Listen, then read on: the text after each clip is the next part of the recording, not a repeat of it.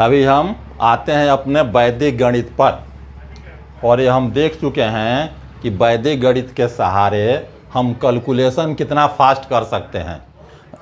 पिछले कक्षा में हम लोगों ने मल्टीप्लिकेशन के बारे में एक सूत्र का अध्ययन किया था, और आज हम लोग आगे बढ़ते हैं, दूसरे सूत्र की तरफ बढ़ते हैं।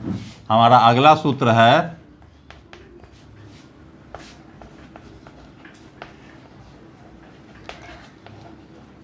एकाधिकेन पूर्वेन। पहला हमारा पिछले दिन का सूत्र था एक न्यूनेन पूर्वेन। आज का सूत्र है एकाधिकेन पूर्वेन। इसमें एक और जुड़ा हुआ है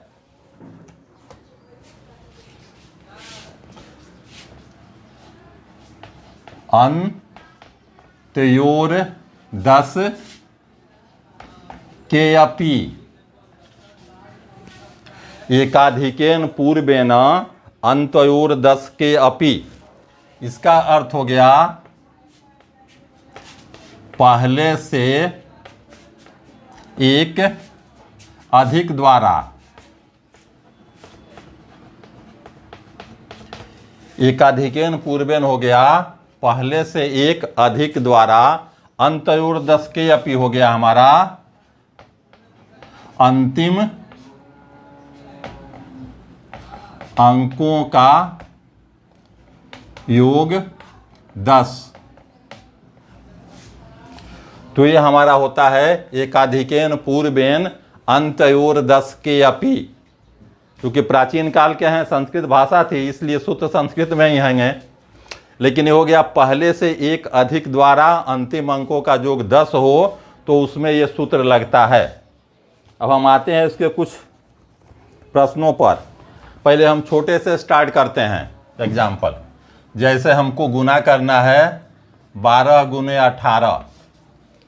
इसमें थोड़ा क्या कंडीशन है कि इकाई अंक जो हमारे होंगे, वंस के प्लेस पर जो होंगे, उनका योग 10 होना चाहिए, और टेंस के प्लेस यानी दहाई स्थान पर जो होंगे वो एक ही से होने चाहिए। ये चेंज नहीं, एक है तो दोनों एक, दो है तो दोनों दो ही होगा। अब मल्टीप्लाई करने में हम क्या करते हैं, ये 8 और 2 10 है, देख रहे हैं, तो इसको हम सीधे मल्टीप्लाई कर देते हैं, यानी 8 दूनी 16। और क्या है, पहले से एक अधिक द्वारा। अब इसको एक बढ़ा देते हैं, एक है तो क्या लेंगे इसको 2, और 2 से 1 को मल्टीप्लाई कर देंगे, क्या हो गया हमारा 216। यानी सीधे एक लाइन में मल्टीप्लाई। हमारा 12 और 18 का क्या हो गया 216। इसी तरह दूसरा शब्द लेते हैं, एक अगर हम ले 31 और 39। ये शब्द जानबूझ के लिए हैं थोड़ा सा इसमें। अब देखिए 9 1 10 तो है, लेकिन मल्टीप्लाई करेंगे 1 और 9 को तो क्या मिलेगा 9। यहाँ क्या देख रहे हैं 2 डिजिट, ये 1 और 2 है तो इनका गुणनफल भी हमको 2 डिजिट में लेना है। अगर डिजिट कम हो जाए तो फिर हमको यहाँ लेफ्ट में एक 0 बढ़ा देना है, यानी यहाँ केवल 9 नहीं लिख के हम लिखेंगे 09। और फिर अगला फॉर्मूला, इसको 1 बढ़ा देना है, 3 है तो 4 हो गया, 4 तियां 12। तो यही इसका गुणनफल हुआ। यानी देख लिया कंडीशन, लास्ट अंकों का योग होना चाहिए 10, और यहाँ टेंस के प्लेस पर जो है उनको होना चाहिए इक्वल, सेम। आजकल लोग मैथ पढ़ाने में इसका नाम दिए सेम एंड टेंस, यानी ये सेम हो और ये इसका जोड़ 10 आ रहा हो। आगे बढ़ते हैं इसी तरह से फिर। अब जैसे यहाँ हमारा थोड़ा आगे बढ़े 193 197, इसको मान लीजिए मल्टीप्लाई करना हो, ये 7 3 10 हमको मिल रहा है, बाकी दोनों 19 19 सेम है, तो क्या करेंगे मल्टीप्लाई करेंगे तो 7 3 का 21 हो गया यहाँ 2 डिजिट में, और इसको 1 बढ़ा देंगे, क्या हो गया 19 के बदले 20, और 20 को 19 से मल्टीप्लाई करेंगे तो 19 दूनी 38, यानी क्या हो गया ये 380। सीधा आ गया हमारा मल्टीप्लिकेशन ये। कंडीशन हम लोग अब तक समझ गए। अंतिम अंकों का योग 10 हो जाना चाहिए और इधर के अंक, लेफ्ट के अंक हमारे इक्वल होने चाहिए। आगे बढ़ते हैं, फिर इससे 3 अंक का भी बना सकते हैं। जैसे एक है यहाँ 304 और 306, ये 6 4 10 है, देख रहे हैं। तो इसका मल्टीप्लिकेशन सीधे कर देना है, 6 चौका 24, 30 है तो इसको क्या करेंगे 31, और 31 को 3 से मल्टीप्लाई करेंगे 93, 0 है तो 0, यानी क्या हो गया 930 24। तो ये हमारा हो गया। इसको हम इस तरह से मल्टीप्लिकेशन करते हैं। इसी में थोड़ा इस टाइप का भी हो जाता है कभी कभी, जैसे 195 और 105, हम इसका मल्टीप्लाई कर रहे हैं। देखिए ये तो 5 5 10 है, लेकिन ये सेम नहीं है, 19 है और 10 है, ये सेम अंक नहीं है। वैसे कंडीशन में आ जाए तो हम इतना पर विचार करते हैं एक साथ। तो अगर हम 2 एक साथ लेंगे तो उनका योग 100 होना चाहिए, 100 हो जाना चाहिए। अब जैसे 95 5 100 है और ये भी हमारा सेम अंक है, 1 1 है। तो इस केस में हम इतना को पहले मल्टीप्लाई कर लेते हैं और इसको 1 बढ़ा के मल्टीप्लाई करते हैं। यानी क्या करेंगे, हम देख रहे हैं कि 1 1 2 डिजिट अगर है तो हमारे गुणनफल में 2 अंक होना चाहिए। यहाँ 1 अंक था तो हमने 0 बढ़ाया था। उसी तरह 4 अंक हो गए, यानी इनका गुणनफल 4 डिजिट होना चाहिए फिर, और फिर इसको हमको बढ़ाना है। 5 से भी सीधे भी गुना कर सकते हैं। क्या हो गया 25 25, 9 25 45, 2 47, 3 ही अंक मिला हमको। अभी बताए कि इसके मल्टीप्लिकेशन में 2 2 4 ये है तो हमको 4 होना चाहिए, यानी यहाँ क्या हो गया 0, और फिर ये 1 बढ़ा करके मल्टीप्लाई करेंगे तो क्या हो गया ये 2। तो ये हमारे मल्टीप्लिकेशन हो गई। ये उस कंडीशन के लिए है कि अगर 1 1 अंक का जोड़ 10 मिल जाए लेकिन ये सेम नहीं हो तो हम 2 अंक करके देख लेते हैं। उसका जोड़ अगर 100 हो तो वहाँ भी हमारा ये फॉर्मूला चल जाता है। आगे बढ़ते हैं, कुछ और प्रश्न देखते हैं। इसमें हमने लिया अगला 34 और 36। कंडीशन बस वही है, इसका जोड़ 10 होना चाहिए और ये सेम अंक होने चाहिए। क्या हो गया, मल्टीप्लाई करेंगे तो 6 चौका 24 सीधे, और इसको 1 आगे बढ़ा देंगे, 3 है तो 4, 4 तियां 12, सीधा 1 लाइन में मल्टीप्लिकेशन। वैदिक गणित की विशेषता ही यही है कि हमको 4 लाइन नहीं जाना पड़े। अगला इसको हम ट्राई करते हैं जरा, 117 113। क्या देख रहे हैं, ये इसका जोड़ 10 है, ये सेम अंक है, 11 11 है। मल्टीप्लाई करते हैं तो फिर यहाँ क्या लाते हैं, 7 3 का 21, सीधे मल्टीप्लाई, कोई हासिल नहीं। 11 को कर देंगे 12, 12 को 11 से गुना कर देंगे, क्या हो जाएगा 132। तो ये हमारा हो गया इसका आंसर। इसी तरह से हम आराम से ऐसों का गुना कर सकते हैं, और कभी कभी कुछ ज़्यादा डिफरेंस में आ जाते हैं, जैसे 199 हो गया, 101 हो गया। देखिए ये 9 1 10 तो है, लेकिन 19 और 10 है। तो फिर हम क्या करते हैं, 2 डिजिट का जोड़ देखते हैं, इतना देखते हैं एक साथ। अब ये 100 हो गया, 100 तो हो गया, लेकिन गुणनफल में हमको 4 डिजिट हो जाना चाहिए। जबकि हम 99 को 1 से गुना करेंगे तो क्या आएगा 99। हमको चाहिए 4 डिजिट, यानी हमको लेफ्ट में 2 जीरो बढ़ाना होगा। जानते हैं कि लेफ्ट बढ़ाने से कोई अंक नहीं बढ़ता है। अब ये 1 है तो 2 हो जाएगा, 2 से 1 को मल्टीप्लाई किए तो क्या हो जाएगा ये 2। तो इनका गुणनफल हो गया ये इतना। यानी हम सीधे 1 लाइन में गुणनफल इसका कर सकते हैं। इसका जो एक और उपयोग होता है, वो उपयोग ये होता है कि किसी भी वैसे अंक का जिसका लास्ट डिजिट 5 है, उसका हम बड़ी आसानी से स्क्वायर निकाल लेते हैं। जैसे देखिए, हमारा निकालना अगर हो 45 का स्क्वायर, हमको इसका स्क्वायर ज्ञात करना है। तो इसका स्क्वायर का क्या मतलब हुआ, 45 गुने 45, यह इसका मतलब हुआ स्क्वायर करने का। कंडीशन हम देख रहे हैं ये, तो क्या हो जाएगा गुणनफल 25 25, एक अधिकेन 4 का 5 हो जाएगा, 5 चौका 20, यानी 20 25 हो गया इसका आंसर सीधे। अब उतना बिना सॉल्व किए हुए हम केवल यहाँ देख के आराम से बना देंगे इसको। जैसे हमने यहाँ निकाला 55 का स्क्वायर, क्या हो जाएगा 5 का स्क्वायर 25, 5 से एक बड़ा 6, 6 को 5 से गुना कर दिए, 6 पचे 30। देखिए स्क्वायर खास करके जिनका लास्ट डिजिट 5 हो, हम बड़ी आसानी से इसका स्क्वायर निकाल सकते हैं।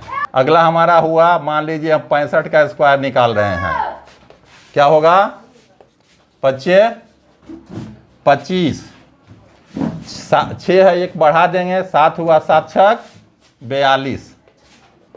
यानी वैसा कोई भी अंक जिनका लास्ट डिजिट 5 हो, हम बड़ी आसानी से उसका स्क्वायर यानी वर्ग निकाल लेते हैं।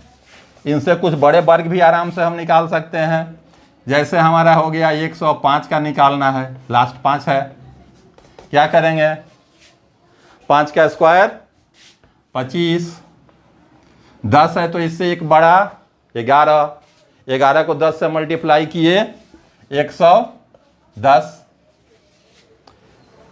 इसी तरह अगर हम निकाल रहे हैं 115 का स्क्वायर, क्या हो जाएगा 25, यहाँ एक बड़ा हो गया 12, 12 को 11 से मल्टीप्लाई किए 132। यानी हम किसी भी चीज़ का स्क्वायर जिसका लास्ट डिजिट 5 हो, बड़े आराम से हम तुरंत इसका स्क्वायर निकाल सकते हैं। अब कुछ इसके हम अपोजिट पर आते हैं। अपोजिट का मतलब ये यहाँ, जैसे हम यहाँ बना रहे थे इस टाइप का सवाल हमारा होता था 46 और ये 44, यानी इकाई अंक का जोड़ 10 होता था, दहाई अंक इक्वल होता था। अगर हम इसको पलट दें, हम इस टाइप से अब करते हैं, ध्यान दीजिए यहाँ दहाई का अंक था 10, इकाई का अंक का जोड़ था 10 और दहाई हमारी संख्याएं इक्वल होती थी। अब हमारा क्या हो गया, इकाई अंक इक्वल है और दहाई का अंक 10 आ रहा है। यहाँ पहला लाइन का जोड़ 10 था, यहाँ सेकेंड लाइन का जोड़ 10 है। तो इस केस में हम क्या करते हैं, ये हम इसका सीधे स्क्वायर कर देते हैं। 4 चौका 16 हो गया, और इसको क्या करेंगे 6 चौका 24, 24 में ये जो अंक है इसको सम कर देना है, जोड़ देना है। यानी ये 4 चौका 16 का 16 तो लिख दिए, ये 6 चौका 24 हुआ, ये दोनों अंक है एक को जोड़ देंगे, 24 4 28, तो ये इसका आंसर हुआ। यानी उस केस में जब दहाई का जोड़ 10 हो, इकाई अंक सेम हो, उस केस में हमारा ये आंसर आता है 82, और ये हो गया हमारा 22। तो क्या करेंगे अब हम, यानी दहाई का अंक 10 है, अब पलटा हुआ है ये, तो उस केस में हम क्या करते हैं, इसको तो सीधा गुना करेंगे, और गुना क्या होगा 2 अंकों का होगा। बता चुके हैं कि गुना जब भी होगा 2 डिजिट है, हमारा 2 डिजिट का होगा। लेकिन 2 और 2 को मल्टीप्लाई किए तो क्या हुआ 4 हुआ मात्र, इसलिए 2 डिजिट लाने के लिए हम इसको एक 0 बढ़ाते हैं, यानी 0 4। इसका जोड़ अब इसको मल्टीप्लाई करके ये डिजिट जोड़ देते हैं कोई एक, यानी 8 दूनी 16, 16 में 2 सम कर दिए, क्या हो गया 18, यानी इसका जवाब हो गया हमारा 1804। अंतर थोड़ा यही है कि पहले इस लाइन का इकाई लाइन का जोड़ 10 होता था, अब दहाई का लाइन का जोड़ 10 है, तो थोड़ा सा रूल हमारा यहाँ पर यही बदल रहा है। जैसे हमारा हो गया ये 63 और ये हो गया 43, देखिए ये 6 4 10 है हमारा, ये हमारा एक ही अंक है, सेम अंक है, मल्टीप्लाई करते हैं, क्या करते हैं, पहले इसको मल्टीप्लाई करेंगे, लेकिन कंडीशन वही, मल्टीप्लिकेशन आना चाहिए 2 डिजिट में। तो 2 डिजिट में क्या हो जाएगा, ये 9 हुआ तो एक 0 बढ़ाएंगे। अगला 6 चौका 24, 24 में ये डिजिट हमको एक को जोड़ लेना है जो 2 है उसमें से।